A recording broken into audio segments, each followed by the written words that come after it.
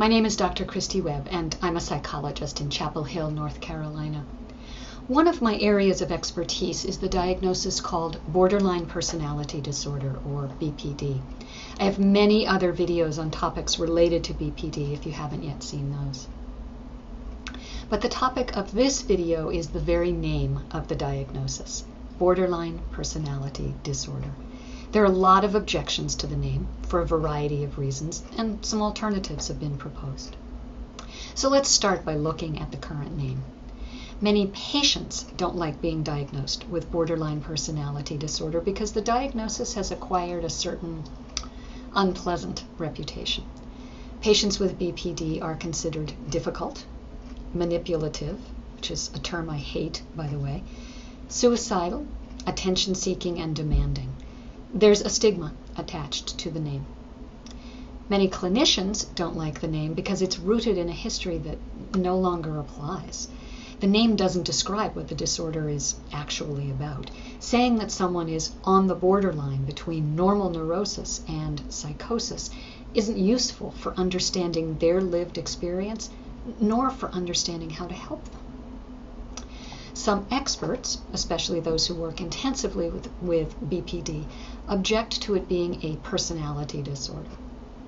Who wants to be told that there's something wrong with their very personality? Some professionals believe that the diagnosis would be better classified with the mood disorders, such as depression or bipolar disorder, and others would prefer that it be classified in the identity disorders category, like dissociative identity disorder. Now, Dr. John Gunderson was interested in people who experienced urges to kill themselves, had a fear of abandonment, and were unable to regulate their emotions. Okay, that sounds familiar. Dr. Gunderson, who died in early 2019, helped establish borderline personality disorder as a diagnosis. And that was important because it gave us a foundation for research and for the first effective treatments. It's really hard to study something if it doesn't have a name. But now that the term borderline personality disorder has some road miles on it, maybe it's time to change it. So there's a survey, and in this survey, an entire list of names was nominated by clinicians and patients as possible substitutes for the name borderline personality disorder. Those who were surveyed were asked about emotion regulation disorder, emotion dysregulation disorder, emotional intensity disorder, emotionally unstable personality disorder, impulsive personality disorder, and impulsive emotional dysregulation disorder. There have been a couple of other suggestions for a new name. Those have included impulse spectrum disorder and complex post-traumatic stress disorder, complex PTSD.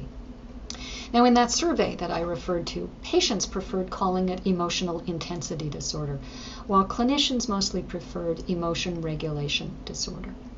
Both emotional regulation disorder and emotional intensity disorder are perceived to be accurate diagnostic terms because they reflect the real symptoms associated with the disorder: emotional dysregulation, impulsive behavior, and cognitive dysregulation.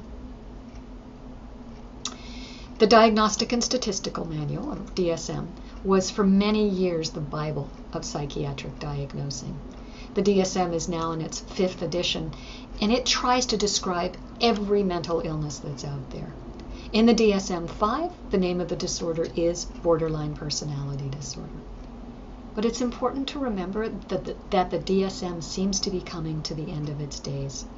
The U.S. National Institute of Mental Health asked providers to stop using it a few years ago and to use the International Classification of Diseases, or ICD, instead. Diagnoses, as they're found in the DSM, are no longer acceptable if you want to get paid by an insurance company or if you want to get funding for federal research, for instance. You've got to use the ICD-10 diagnostic code numbers, and these are linked to names of diagnoses that are sometimes different from what's found in the DSM-5.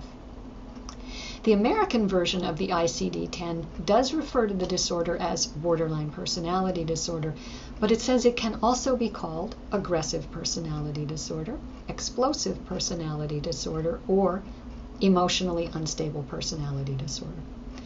The ICD-10 uses similar diagnostic criteria to our old friend, borderline personality disorder, but they're not exactly the same. In Europe and in the United Kingdom, you're more likely to be diagnosed with emotionally unstable personality disorder than with borderline personality disorder. And they recognize two subtypes to emotionally unstable personality disorder. There's borderline type, which has difficulty with relationships, with self-harming, and has feelings of emptiness, or impulsive type, which has difficulties with impulsive behavior and anger. The Treatment and Research Advancements Association for Personality Disorders, which is also known as TARA, is spearheading the movement to bring about a name change for borderline personality disorder. Their campaign is backed by the director of the U.S. National Institute of Mental Health. The fact is, though, that to a therapist who has experience with this disorder, it doesn't matter what it's called. I tell my patients, I don't care if we call what you have tiddlywinks. I'm going to treat you in the way that I think will be most effective. I don't care about the name. Dr. Marsha Linehan, who is the creator of dialectical behavior therapy, or DBT, which is the gold standard of treatment for BPD, she tells her patients, if you have to see a medical doctor or go to the emergency room, don't tell them that you have borderline personality disorder. The stigma is too great. I agree with that. But also, try not to get tripped up by the term borderline. The term is old. It's likely to be changed. The most important thing is to find a therapist to work with you on your recovery, no matter what you call it. Thanks for watching.